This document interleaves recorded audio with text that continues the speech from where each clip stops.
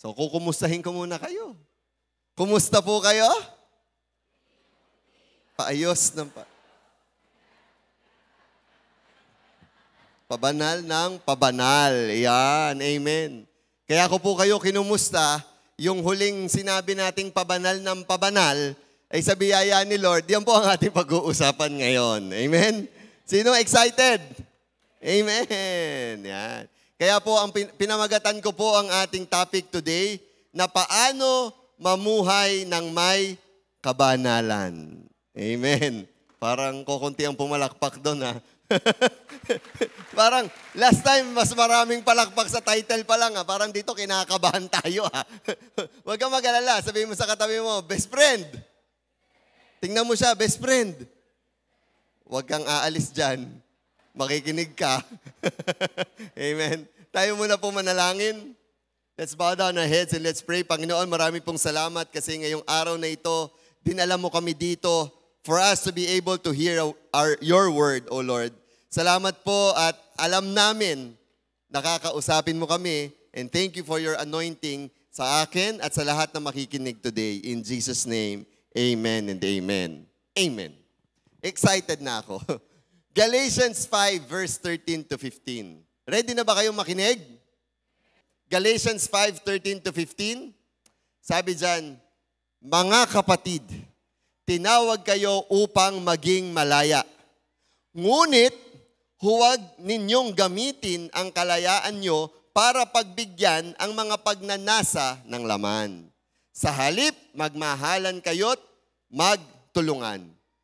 I want you to take note first, yung unang sentence. Ang sabi doon, mga kapatid, tinawag kayo upang maging malaya.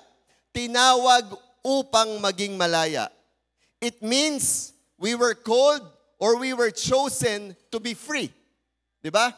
Parang pag sinabi kasi tinawag, parang pinili ka. Di ba? Parang ikaw ay tinawag eh. Parang bang, paano ba natin sasabihin ng tinawag? It means, yun nga, napili ka. Among others, you were chosen to be free. Di ba? Para lumaya. Pero ang tanong, saan ba tayo pinalaya? Di ba? Malaya naman tayo eh. Di ba? We have freedom. Right now, we're experiencing freedom. Dahil ang gobyerno natin ay, our government is a sovereign government. That's why we have freedom. Okay? Kaya pag sinabing, saan ba tayo pinalaya? Ang tanong, bakit tayo palalayain? Alipin ba tayo? Di ba? Tanong nyo rin ba yon? Kasi every time the Bible talks about freedom, you're gonna ask also that question, saan ba ako palalayain? Ako ba ay alipin? Di ba? Galatians 3:22. Sagutin natin kung tayo ba ay alipin o hindi. Okay, basahin natin. Sabay-sabay. Ngunit, wala pa pala. Mahirap sumabay. Yan. Okay. Sabay-sabay. 1, 2, 3, go. Ngunit, sa kasulatan, ang lahat ng tao'y alipin ng kasalanan. Hanggang doon na lang tayo. So that means, alipin tayo. Di ba? Even though you're experiencing freedom today, na meron kang kalayaan, pumili, na meron kang, actually, boboto tayo ngayon ng eleksyon sa barangay. It is an expression or exercise of our freedom. Diba? Our freedom to suffrage or freedom of suffrage. Pipili tayo ng barangay captain, kusyahal. That's freedom. Diba? Pero, sinasabi ng Bible na tayo pala ay alipin. Alipin ng ano? Alipin ng kasalanan. Okay? So, kung tayo alipin ng kasalanan, that means ang ruler natin ay kasalanan. Kaya there will be moments and spurs moments in your life na mapapansin mo, kahit pag gusto mong tanggihan ng kasalanan, bakit hindi mo ito mapagtagumpayan? Dahil alipin ka nga eh. Yun ang sabi ng Bible eh. Alipin tayo. Ang masakit, ito ang argument ng madami. Na kung lahat naman pala daw ng tao ay alipin ng kasalanan, ay ano daw problema doon? Ay alipin naman pala. Kung ang mundong ito ay mundong makasalanan, eh ano pang magagawa natin doon? Paano pa natin susolusyonan yon? Eh sinabi na pala, na alipin na, ay di magpakaalipin ha. Diba? That's the worst thing to happen. Pero, pag sinabi mong anong problema doon, ay may malaking problema doon. Diba? Bakit may malaking problema? puntahan natin ang verse muli. Okay? Romans 6:23. Di ba ang sabi natin, alipin tayo ng kasalanan? Ang argument ay ano? Ang argument ay okay lang yun. Kasi ang mundo namang ito, alipin talaga eh. Ay di magpakaalipin na, may problema dun eh. Bakit?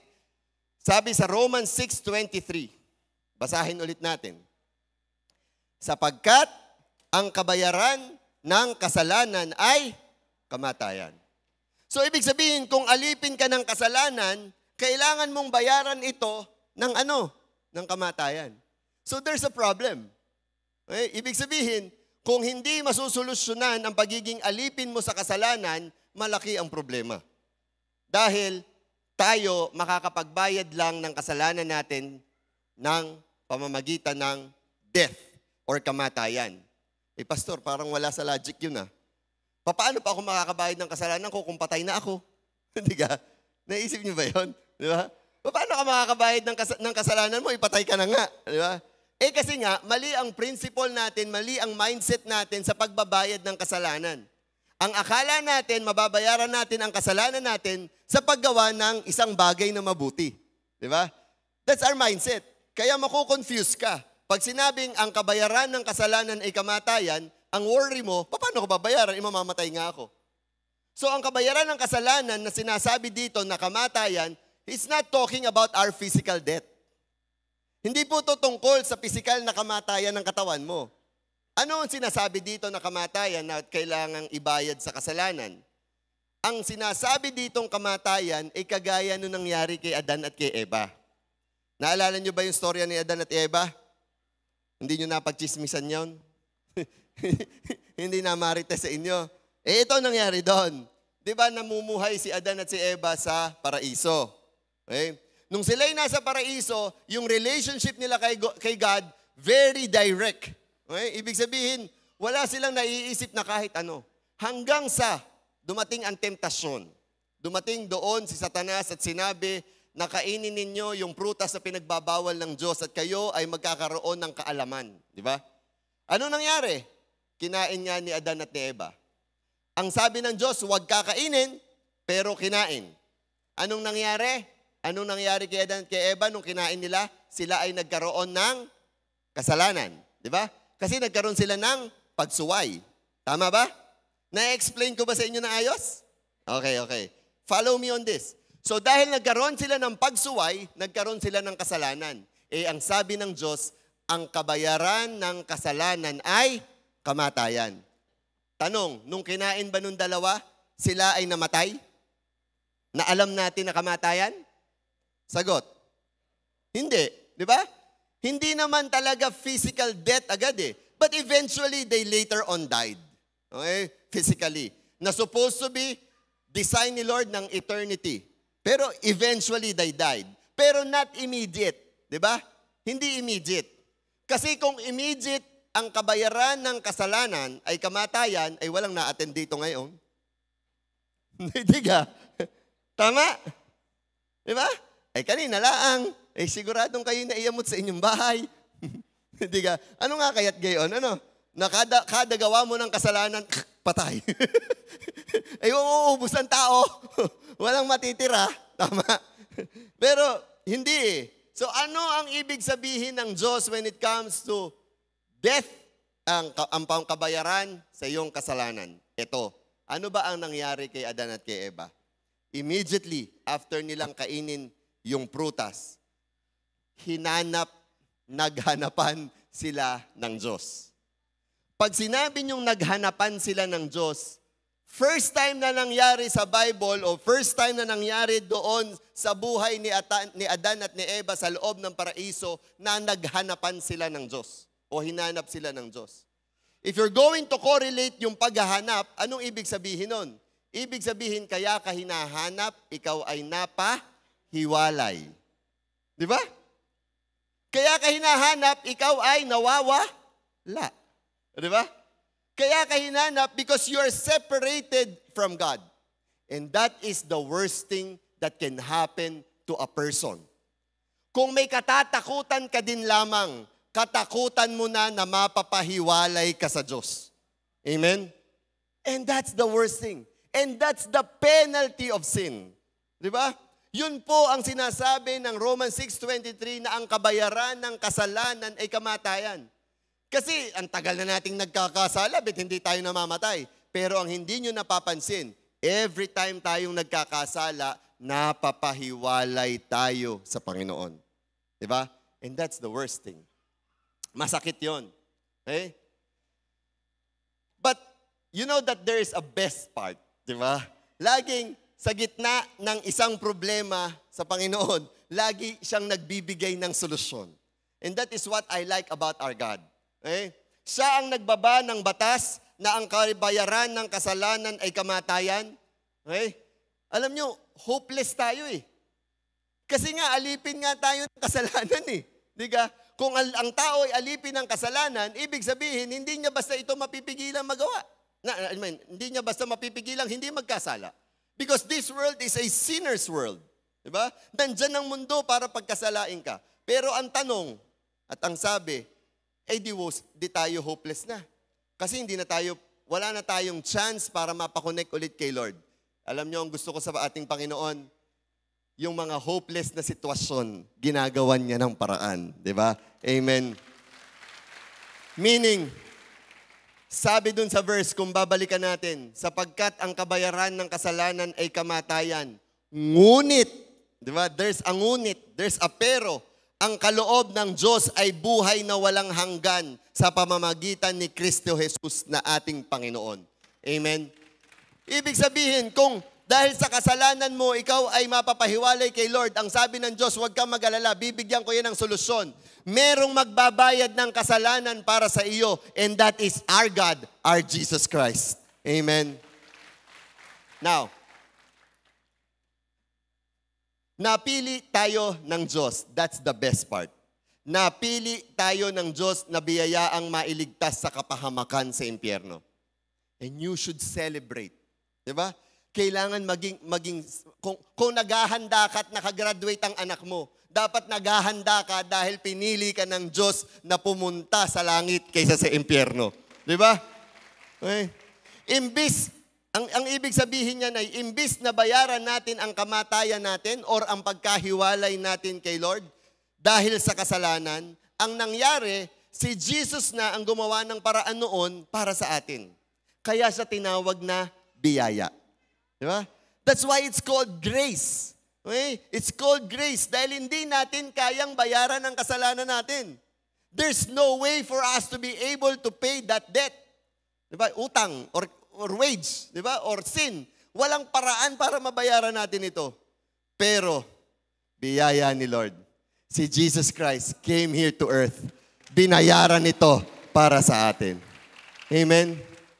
Kaya pwede mo bang tingnan ng matindi ang katabi mo? Talaga, yung titigan mo sa mata. Sabihin mo, congratulations. Okay. May nagbayad para sa'yo. Jollibee naman. Okay. Okay. Kaya ang tanong ko, kung hanggang today, kung hanggang ngayon, nag-e-effort ka para bayaran ang kasalanan mo, pinipilit mo na magawa ng paraan na ang ginagawa mong mali ay mabayaran mo, I'm telling you, nauubos ang lakas, ang panahon, oras, kayamanan mo. Dahil kahit paanong gawin mo, imposibleng mabayaran mo yan dahil si Jesus ang nagbayad niyan para sa'yo. Amen? Alam nyo, ganito ang illustration ko niyan para mas madali niyong maintindihan. May mga bata, taas ang kamay ng mga magulang. Yan, dami praise God. Alam nyo ba, nung unang panahon na dito sa JA1 Rosario, kami ay nananalangin na dumating ang mga magulang. Dahil puro mura ang meron kami. Puro kabataan, ang madami. Kaya ako po'y masayang-masaya at nandito. Palakpakan natin ang mga parents who are here today. Amen? Amen? Biyaya ni Lord, nandito po kayo. Muli, taas natin ang kamay ng mga magulang. Iyon, dami, Wow. Yung iba, naging magulang na. Mga bata na nagsimula, naging magulang na. Gaya ni Pastor BJ, ni Jilik, Pastor Atcha, ayan. Crisel, nandiyan ka din. Anyway, so, Ganito po ang illustration ko dyan. Magulang, gaya ni Kuya Martin, di ba? Meron niyang anak, poging-pogi. Okay? Siyempre, yung anak niya, may needs yan. Di ba? Mga anak natin, may pangangailangan yan. Alright? Siyempre, kahit pa anong gawin ng bata, hindi kayang kumayod ng bata para kumita ng pera para bumili ng pangangailangan niya. Tama? And that young person, yung batang iyan, ay hopeless to live kung wala ang Savior niya. Di ba? Kaya ang magulang niya will make all that effort para sikapin ang buhay, para maipakain sa anak. Okay? Alam nyo, para tayong mga bata sa harap ng Panginoon, hindi natin kayang mag-effort, magbayad ng kasalanan natin. Pero out of pure love of Jesus Christ to us, okay? Dahil mahal na mahal tayo ni Lord, siya na ang nag-effort para bayaran ito para sa atin. Amen. And I love how Jesus Christ did that to us. Okay? Sobra ang pasalamat ko dahil napili ako ng Diyos na iligtas. Kung dati tayo ay alipin ng kasalanan at pinamumunuan tayo nito, ngayon may nagpalaya na sa atin sa pagkaalipin. Siyempre, dahil may nagpalaya na sa iyo sa pagkaalipin, meron ka ng bagong amo. Di ba? Meron ka ng bagong master. Kung dati ang master mo ay yung kasalanan o yung bisyo o yung ginagawa mong kalokohan, kung yan ang dati mong Panginoon, ngayon may bago ka ng master. Dahil pinalaya ka niyan sa kasalanan eh. Di ba? And sino ang bago mong master? As our new master is our God. Di ba? Ang bago nating master ay si Jesus Christ. Siyempre kung may bago kang master, gusto mo masunod kung anong gusto ng master mo. Tama? You want to obey your master. Ang sabi po sa 1 Peter 1 verse 15, sabi dyan, but now you must be holy in everything you do, just as God who chose you is holy. Diba? Alam mo, pinili ka ng Diyos. Alam mo, hopeless ka. Alam mo, wala kang pag-asang pumunta ng langit. But God chose you. But the God who chose you, whom ng master mo na ngayon, is a holy master. Diba? Dahil siya'y holy, siguro it is just but right na sundin natin ang gusto niya. Amen? Amen? Pinakamasarap na pangyayari ng buhay mo ay masatisfy mo yung master mo. Tama? Ako po, hanggang sa lumaki na ako, okay? It is always my joy na makitang nakangiti si Papa at si Mama sa lahat ng mga ginagawa ko. Di ba? Alam nyo, I am really happy every time I see them that they are proud in what I do. Naalala ko last week si Papa tuwang-tuwa dun sa shinare na preaching ko last week. Sabi niya, kagaling mo mag-preach yun. Ano, sabi ko yung ngali-ngali ko nang bigyan ng pira ang tatay ko, baliktad ano. Okay, pero ibig sabihin ko, ang sarap nung feeling na yung master mo, di ba, ay napapasaya mo. Tama? Tama? That is the same thing that you should be feeling every time you make God smile in what you do. Amen? Dapat hanapin mo yon. Dapat isip-isipin mo yon. Ang sarap siguro ng feeling ng Diyos kapag napapasaya ko siya. Di ba? At ang sarap din ng feeling mo dahil alam mo na pasaya mo si Lord. Amen? Ngayon, dahil nga ang Diyos ang master natin at God is a holy master, sagutin natin ang tanong ko kanina dun sa title. Papaano nga ba mamumuhay ng may kabanalan? Amen? Haba ng intro na naman. Parang last week lang. Okay. Now, kasi kailangan natin malaman kung paano mamumuhay ng kabanalan dahil sinabi ko nga sa inyo na ang mundong ito ay nang aalipin, di ba? Ang kasalanan sa mundong ito ay nang aalipin. Now, hindi dahil tinanggap mo na si Jesus Christ bilang Diyos, Panginoon mo, tagapagligtas, ay free ka na sa temptation, sa tukso. Hindi ka libre. Okay, nandito ka pa rin sa mundong nang aalipin ang kasalanan eh. Hindi naman tayo naalis eh. Di ba? Kung ayaw mo ng tukso, ay di sabihin mo kay Lord, maybe it's time. Hindi pwede. Nandito ka eh, talagang may tukso. Kaya naman ngayon, ang pag-usapan natin ay papaano tayo mamumuhay ng may kabanalan. Di ba? So, ang number 1, huwag mong pagbigyan ang pagnanasa ng laman. Kasi yun ang sabi sa verse eh. Mga kapatid, tinawag kayo upang maging malaya, ngunit huwag ninyong gamitin ang inyong kalayaan para pagbigyan ang pagnanasa ng laman. Okay? This is a battle of will. Alam nyo yon? Yung huwag pagbigyan ng pagnanasa ng laman, ito'y labanan ng iyong kagustuhan. Di ba? This is a battle of will. Sino ba ang mananalo?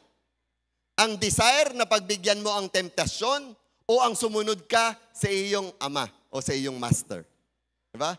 That's always the battle on our life eh. Yun lagi ang ating haharaping laban. Isang bagay ang dapat niyong malaman. Dito sa mundong ito, hindi mo mapipigilan ang mga temptasyon na makaharap mo. Hindi mo kayang pigilan yan. Hindi dahil lagi kang nandito ng linggo, ay mapipigilan mo ang temptasyon. Dadating at dadating sa iyo yan at hindi mo mapipigilan ang pagdating nila. Okay? There's nothing you can do about it. Hindi mo kayang mapigilan ang pagdating ng tukso. Lagi yang meron. Yan ang truth.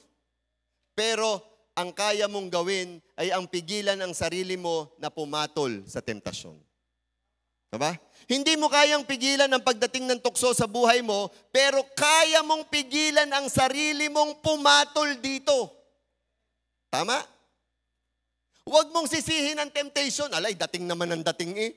Ang sisihin mo ang sarili mo, patol ka ng patol eh. Hindi ka? Are you getting me? Ayos pa po kayo dyan?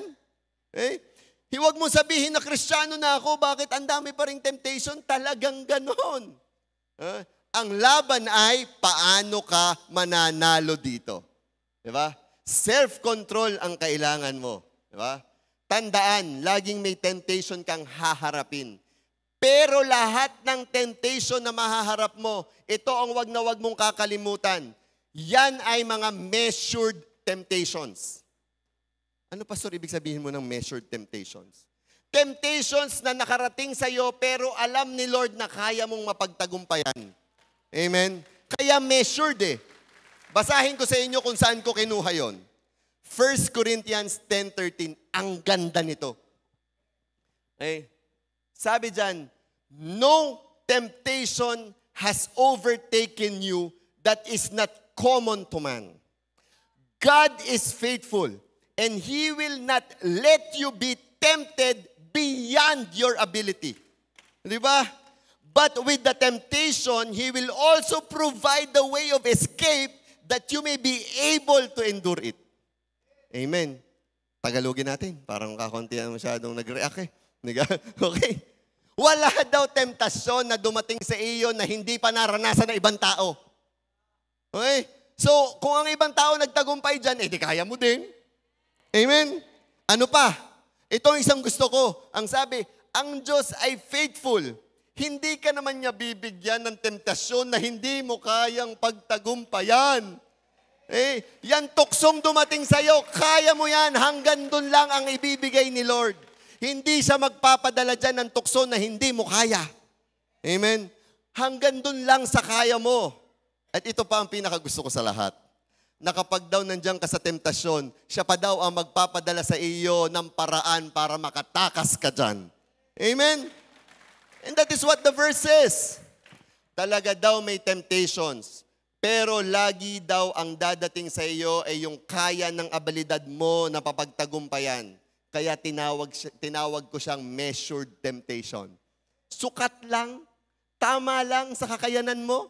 Di ba? Sakto lang, hindi ka mahihirapan. Kaya it is not right to say, sobrang tindi ng temptation. Kaya ako'y nahulog. Hindi tamang sabihin yon. Di ba? Huwag mong sasabihin, Pastor, nahulog ako, hindi ko kinaya, sobra naman eh. Okay? Sobra naman yung temptasyon na yun, sobra yung tuksong yun eh. Ala, sasagutin kita, walang sobra. Ay, ang sabi ni Lord, ang ipadadala naman sa iyo yung hindi lalampas sa abilidad mo eh. Ay, di hindi sobra. Alam nga naman sabihin niyo sa aking mayabang si Lord o sinungaling, eh sinabi na. Amen? Amen? Kaya, walang dadating na temptation sa iyo na hindi sukat. Di ba? Tama lang. Kaya lahat yan, sinisigurado ko sa inyo sa biyaya ni Lord, mapapagtagumpayan natin. Amen? Walang matinding temptation. Lahat yan measured ni Lord. Yung alam niya na kaya mong mapagtagumpayan lang, ang hahayaan niyang makaharap mo. Yun lang. Alam niyo kung bakit ka natalo dyan? Simple. Pinagbigyan mo ang tukso. Hindi dahil malakas ang tukso. Amen? Napagbigyan mo lang. Ito ha, pag alam mo na ang tukso mo ay sugal, gaya ng baklay, diga, ay yan ang iyong tukso.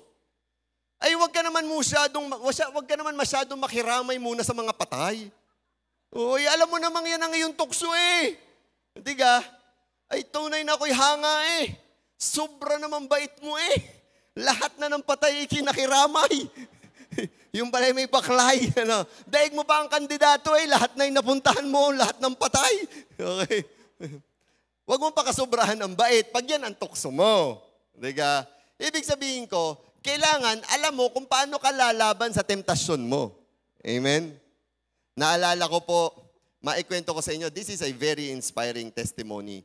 Wala lang po siya ngayon at online siya dahil siya daw po'y pinagaling na ni Lord sa ubo. Amen. Okay. Pero ito po ay testimony ng matagal na nating kasama dito sa church. Ang pangalan po niya, actually isa po siya sa mga leaders natin, ang pangalan po niya ay si Crisaline Gilera. Nakikita niyo po siguro ito dati. Okay? Si Crisaline. Kilala ko yun. Ito ang testimony niya. Sabi niya, basahin ko sa inyo. Ganito po kasi yun. Sobra kasi po ako na broken noon sa lalaki. Aray. Kaya kayong mga lalaki, huwag kayong nambo-broken. Okay. Sobrang sakit po yung na-feel ko noon sa kanya. Kaya po, nag-decide ako na ayaw ko na sa lalaki. Oo, matindi ito. Okay. Hindi ko naman po inaasahan na may magugustuhan akong babae. Siya. Nagustuhan ko po kasi siya dahil ipinaramdam niya sa akin na kamahal-mahal ako. Yan. Kasalanan ng lalaki. Lahat ng hindi ko naranasan sa lalaki, sinabi ko sa inyo okay, na mga sweet na ginagawa ng isang karelasyong lalaki ay ginawa niya sa akin. Diba? At hindi. So ayun nga po, nagpatuloy po kami. Kahit alam kong mali, kasi that time po, parang nag-church na po ako noon. Parang lang. So siguro nasa church siya, tapos hindi siya serious kasi parang lang. Okay? Okay. Parang. Okay? At that time, parang nag-church po ako noon. Kaya alam kong mali, pero diretso pa din ako. Pero habang tumatagal po, nasaktan niya rin ako. Tamo, mga lalaki, nananakit din pala ang babae. Okay? Okay. Sobrang sakit. Pero lahat yon ay hinil ni Lord. Hindi madali, pero pinarealize sa akin ni Lord kung gaano niya ako kamahal. Kung paano po ako nakaiwas sa temptasyon, kahit hiwalay na kami, ay may mga babae pa rin daw na parang nagugustuhan niya. Alam nyo, naaalala niya daw na siya ay nagkamali, pero mahal pa rin siya at anak pa rin siya ni Lord. Okay? Ang ginawa daw po niya ay ito. Sa pamamagitan po ng paglapit ko po sa Lord, nahil po ang puso ko at naparealize po niya sa akin kung sino talaga ako. Alam niyo po, biyaya ni Lord, si Crisaline po ngayon ay eto na.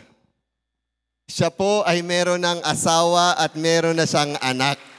Diba? You know, pag alam mo kung papaano ka magtatagumpay sa temptasyon, ilalagay ka ni Lord sa ligaya o sa saya kung saan dapat ka nandun. Amen?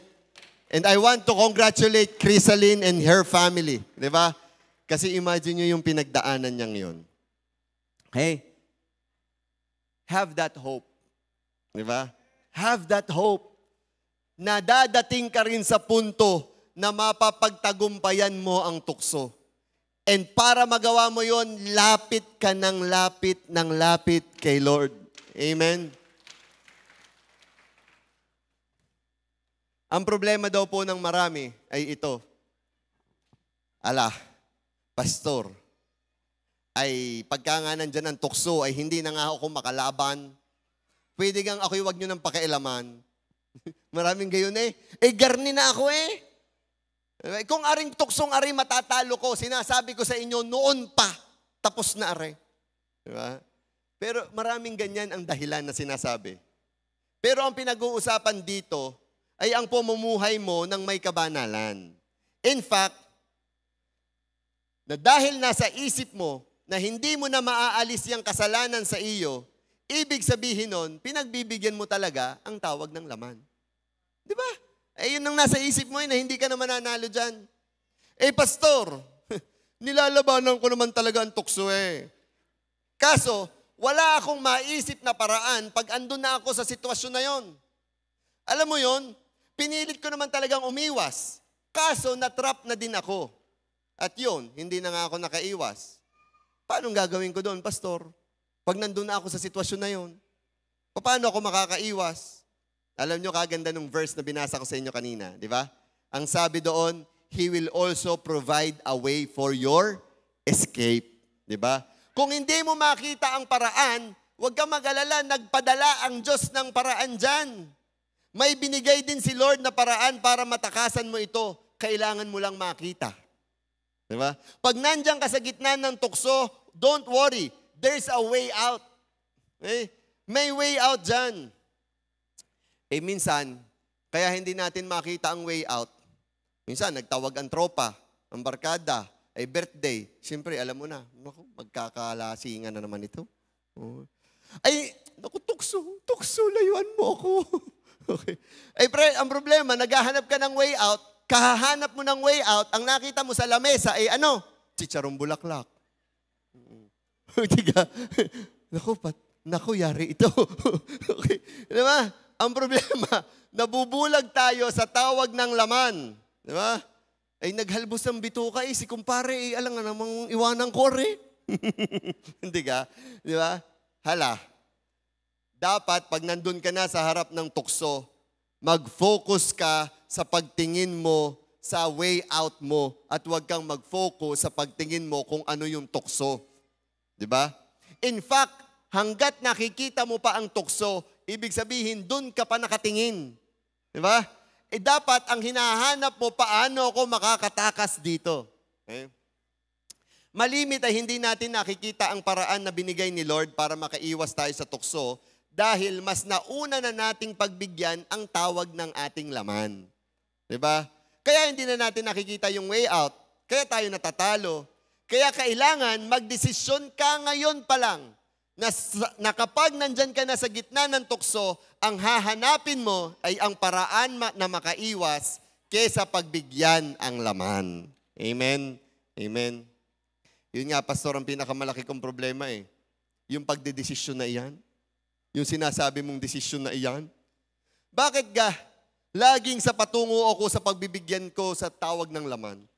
Bakit ga kahit sinasabi ko sa sarili ko, pagkaka-attend ko ng linggo, hindi na, tama na, ayaw ko na. Biga pagdating ng Martes, ay hanap ko na uli. Biga isang araw lang yata ako nanalo. Bakit ga parang hanap ko na uli?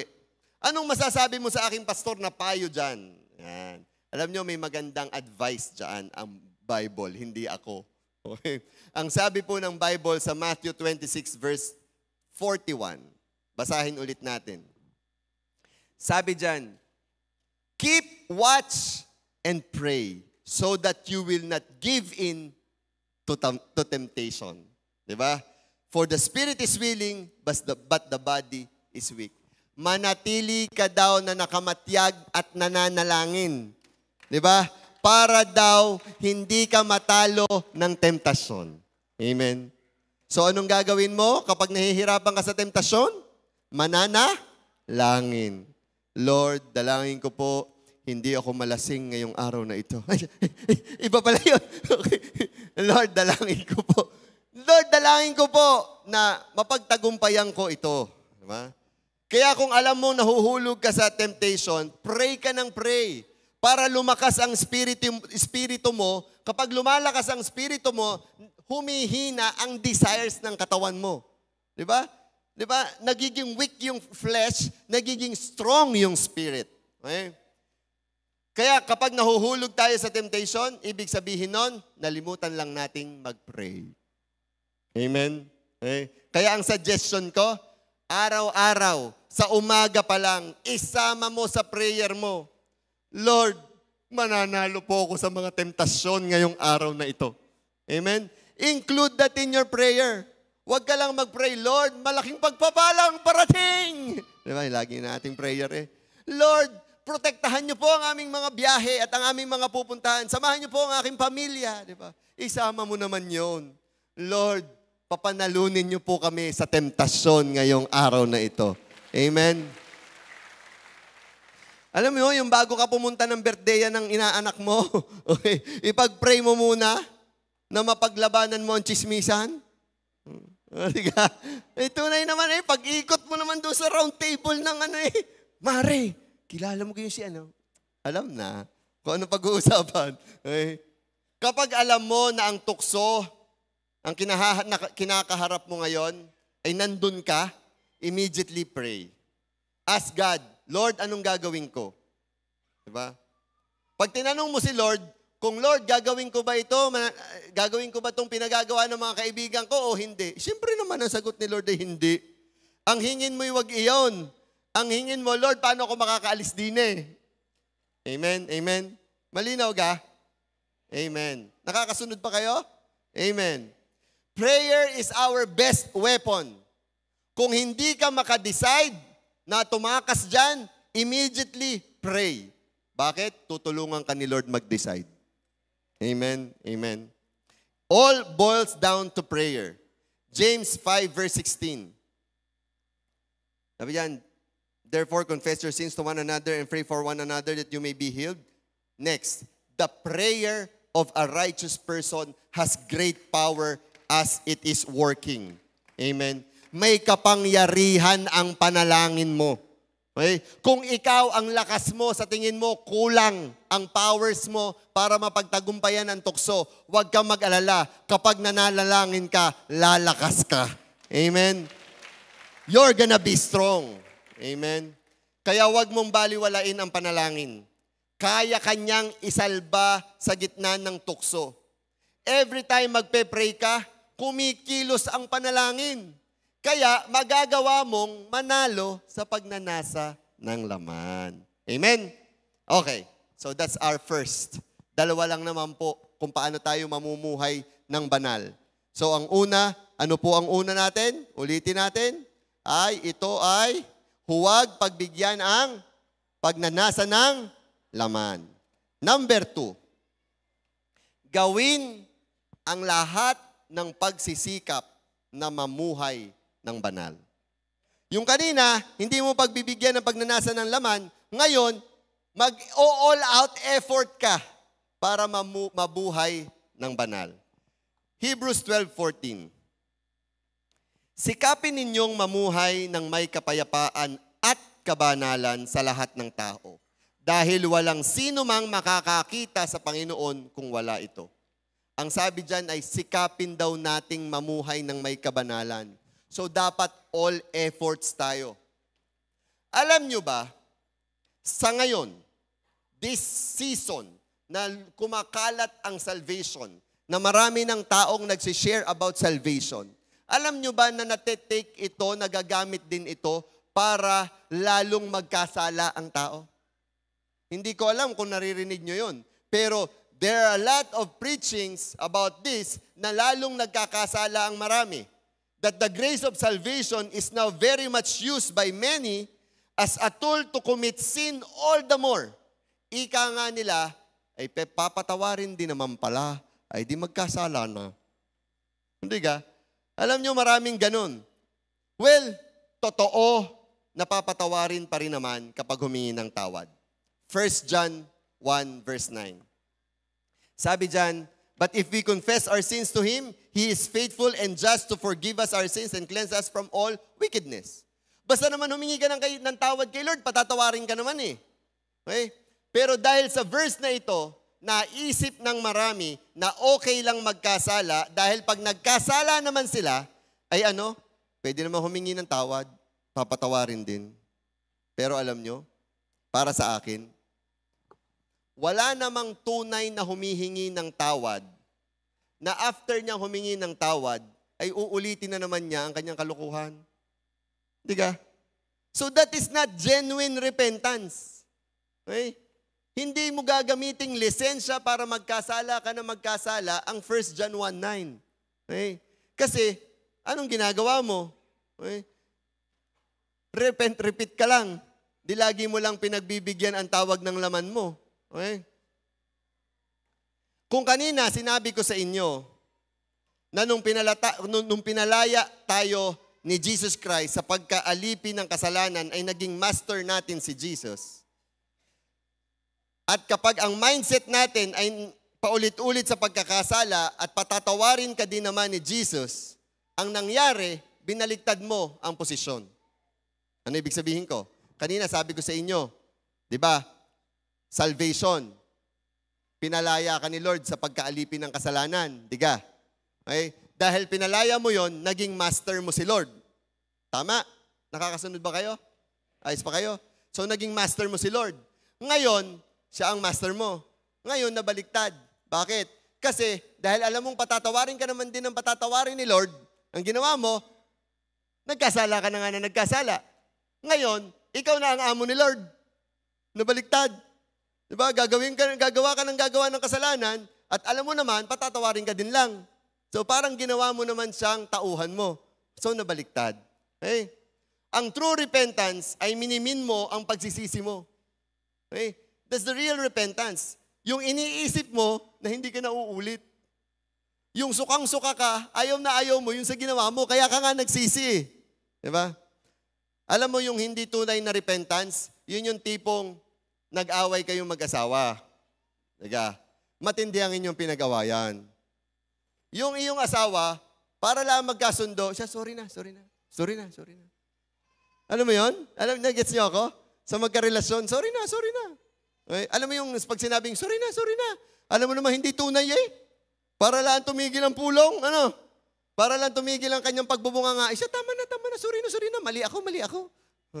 Pero alam mo, deep inside him, or deep inside her heart, hindi naman talaga totoong nagsosorit. Alam naman sa isip niya, ari naman isang araw ko rin paliliwanagan, at ari naman siya naman talaga ang mali eh.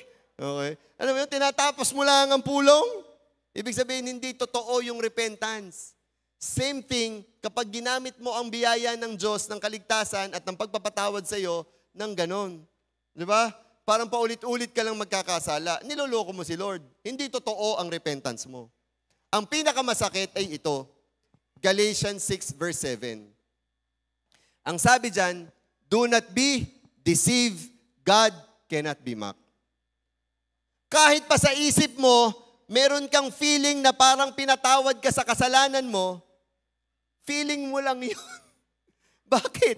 Kasi ang sabi, hindi mo naman pwedeng lokohin si Lord. Alam din ni Lord ang ginagawa mo. Diga? Alam din niya, ay ako niluloko na rin. Ako na may ginagamit lang yung salvation hindi naman tunay. Diba? Hindi nyo pwedeng lokohin si Lord. Because God is all-knowing. He knows everything. Okay? Kaya, please, diba? Repent genuinely. Amen? Huwag nating gamitin ang 1 John 1:9 as a license to commit more sins. Amen? Biyaya ni Lord, sabihin mo sa iyong katabi, salamat sa Lord dahil nagtiwala ka sa Kanya. Amen. Diba? Palakpakan mo si Lord. Alam niyo kung anong katotohanan? Ang katotohanan, mas madaling mabuhay sa mundong ito na makasalanan kaysa sa banal. Oo. Pero hindi dahil yun ang totoo, o hindi dahil yun ang nangyayari dito, ay pipiliin mo na yon. Hindi dahil madali, ay doon ka. Okay? Mag-e-effort ka pa rin para mabuhay ng banal. Naalala ko si Kuya Bonnie eh. Kuya Bonnie, nandiyan ka? Si Kuya Bonnie Bulaklak. Yan, yun, si Kuya Bonnie. Taas-taas ang kamay. Iya. Alam niyo si Kuya Bonnie, nako, ito'y nabalitaan ko na, kabalitaan na, alam na ng lahat, na ito'y kung mag-inom ay sobra. Ito'y kung umuwi ay madaling araw. Lasing. Okay. Ang tinanong ko nga siya, Kuya Bonnie, paano ka nakaka-uwi noon? Eh, sabi mo, lasing na lasing. Alam niyo sagot sa akin? Eh, Pastor, yun nga ang aking iniisip hanggang ngayon eh. Hindi ko alam kung paano ako nakaka-uwi ng mga panahong yun. Alam mo yun? Hindi rin daw niya alam paano siya. Pero alam niyo, nung mga sitwasyon na yon, nagkukwento sa akin si Pastor BJ at si Joy, yung kanyang anak. Tinataguan na daw nila si Kuya Bonnie pag nauwi ng lasing. Alam mo yun? Sino dito nakaka-relate? Yung pag may nauwi sa inyo ng lasing, natago ka na. Dahil maraming pwedeng mangyari. Pero maraming pwede, di ba? Ang isa ay magalit sa iyo, mamura ka, di ba? Mainit ang ulo. Pero minsan naman, may mga nauwi din lasing na kung mamigay ng pira, iinam. Ano? O, sana all. Okay. Pero ang mga ito daw magkapatid, natago. Ay, klaseng hindi namimigay ang Kuya Bonnie. Okay. Natago. Pero, alam nyo, biyaya ni Lord, binago si Kuya Bonnie ni Lord. Amen. Nakilala ni Kuya Bonnie si Lord. Amen. Palakpakan natin si Lord. Nung nabago si Kuya Bonnie, hindi naman nabago ang mga tao sa paligid niya eh. The same people around him, nung siya ay nag-iinom, yun pa rin naman eh. Walang pagbabago. Kaya ang tanong ko kay Kuya Bonnie, kahirap noon. Paano yung mga tao alam na ikinainom? Anong sinasabi mo? Para hindi ka uminom, may ayaw na daw niyang uminom. Anong sinasabi mo? Alam niyo ang sagot niya sa akin? Sinasabi daw niya noon, mga una-una, babago pa niya nakikilala si Lord. Pastor, ang sinasabi ko, ay ako ay nainom ng gamot. Naisip ng paraan. Nainom ako ng gamot, hindi ako pwedeng bumarik. Oh. Ay nako, ay nakakaisang taon na.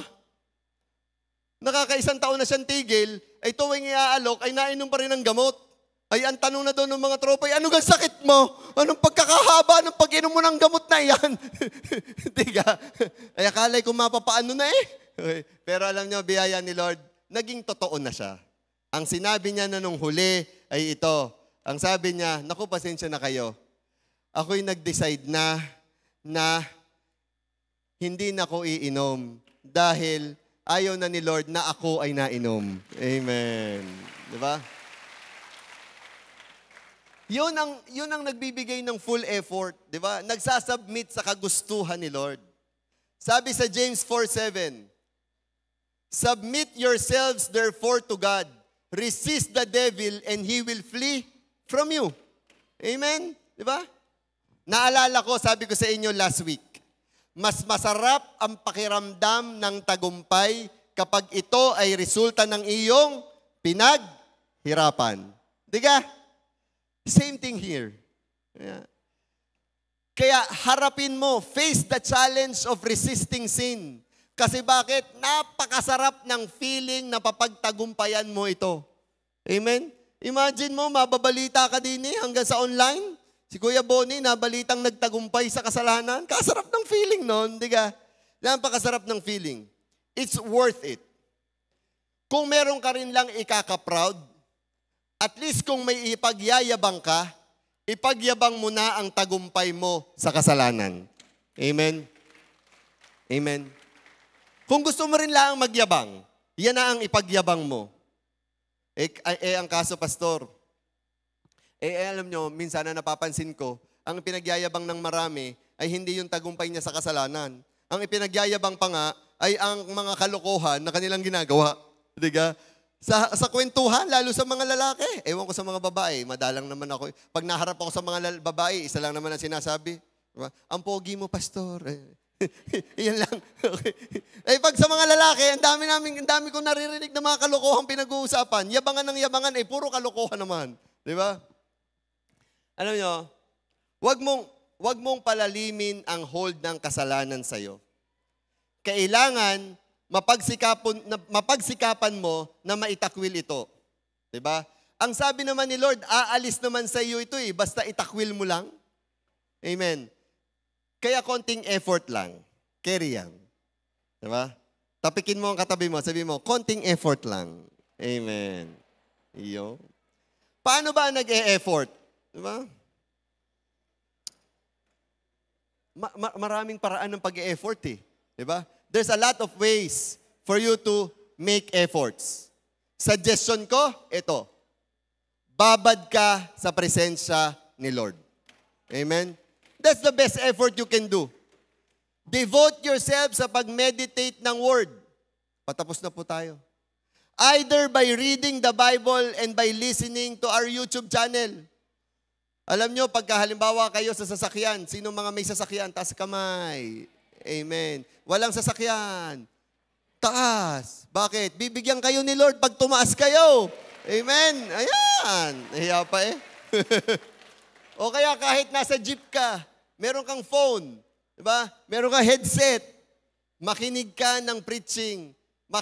Panoodin mo ang YouTube channel natin. Makinig ka habang nasa biyahe, habang nasa traffic. Maging busy ka sa mga gawain sa church. That's making effort.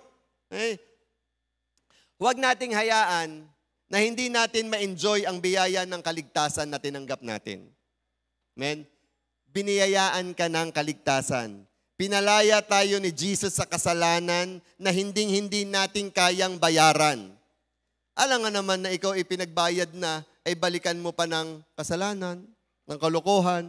Di ba? Huwag mong sayangin. Nandun ka na nga Free ka na nga sa kasalanan. Babalik ka pa ulit sa pagiging slave. Diba? That's the question Gusto mo ba yun? Pinalaya ka na nga, babalik ka pa. Alam mo yun? Anong illustration nun? Alam mo yun, yung ikaw ay nakulong dahil sa drugs, halimbawa, tapos napalaya ka na ka nung ikinakakulong. Tapos nung paglaya mo, nag-drugs ka na naman. Di kayo makukulong ka uli. Di kayo kalukuhan. Diba? Ganon din The same thing with our sin. Pinalaya na tayo ng Diyos sa alipin ng pagkakasala. Alam nga namang ulit-ulitin mo pa. Sayang naman. Diba? Tandaan mo. Worship team. Okay? Pinalaya tayo ni Jesus dyan, kaya tanggapin mo ng buong puso ang freedom mo. Amen? May bago na tayong master. We have a new master. A master who guaranteed us na sa langit ang punta natin. Kung may pipiliin din lang akong amo, yun na ang amo ko ngayong araw na ito hanggang sa buong buhay ko. Diba? Yung amo na sinasabi at sinisigurado sa akin na whosoever believe in Him will have eternal life. Amen? Amen? Ngayong araw na to, huwag mong kalilimutan, you have a new master. A master who promised you na kapag may sakit karamdaman ka, pagagalingin ka niya. Amen? Sabi kasi doon, by the stripes of Jesus, you are healed. Kahit ano pa, paulit-ulitin kong sabihin sa iyo kung ano ang kayang gawin ng master mo. This is to encourage you. To encourage na mabuhay tayong banal. May bago tayong master. A master na pagpapalain ka. A master na payayamanin ka. Amen? Kasi ang sabi doon, the blessing of the Lord makes a person rich and add no sorrow with it. Amen? Yan ang Panginoon na sinasamba natin. Yan ang Panginoon na minamahal mo. Yan din ang Panginoon na nasasaktan natin every time we commit sin. Diba?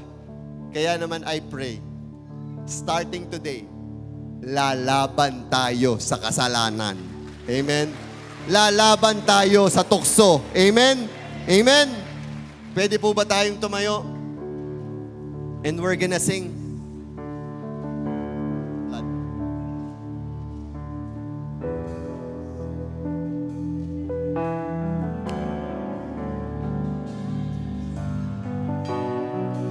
I just want you, not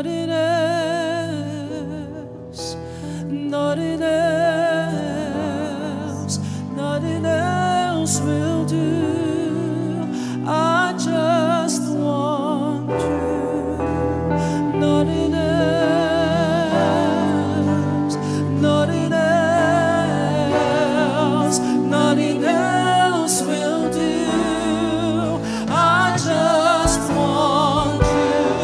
Sige, sabihin mo, sino na ang gusto mo ngayon? Sino na ang papaboran mo sa buhay mo ngayon? Nothing else will do. Ang sabi dito, I just want you. Jesus, nothing else. Gustuhin mo Nothing else. na wala nang iba. Nothing else will do. I just want you.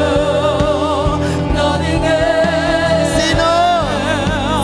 Nothing else. Sino? Nothing else will do. I just want you. Nothing else. Nothing else. Nothing else will do. I'm caught up in your presence. And I just wanna sit here at your feet. I'm caught up in this holy moment, and I never want to leave. Oh, I'm not here, and I'm not here for blessings.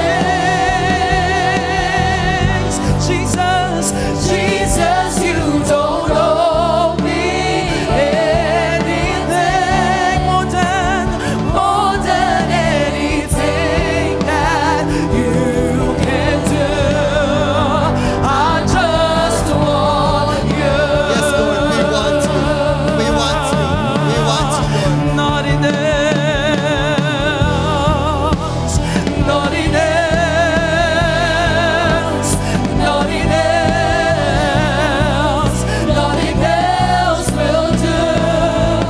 I just want you. Alam nyo, bakit nyo pagugustuhin kung anong ino-offer ng mundong ito? Di ba? Kasarap ng ino-offer ng Diyos. Kung may gugustuhin lang tayo, gustuhin natin ang presensya ng Panginoon sa buhay natin.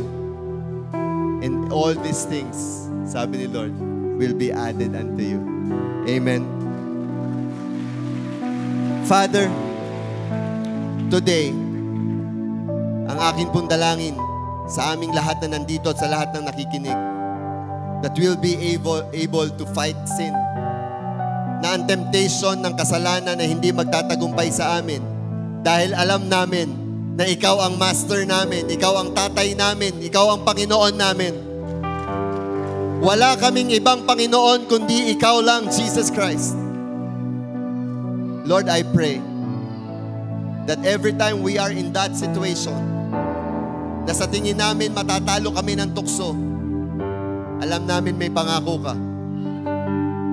Remind us to immediately pray, that we'll be able to pray and find our way of escape. Father, alam ko bawat isa sa amin dito may kwento ng tagumpay sa kasalanan. Ang dalangin ko po, mas padamihin pa ninyo ang mga storyang yon at karanasan namin. We love you, Lord. We praise you, God. In Jesus' mighty name we pray. Amen and amen. Lapakan natin si Lord.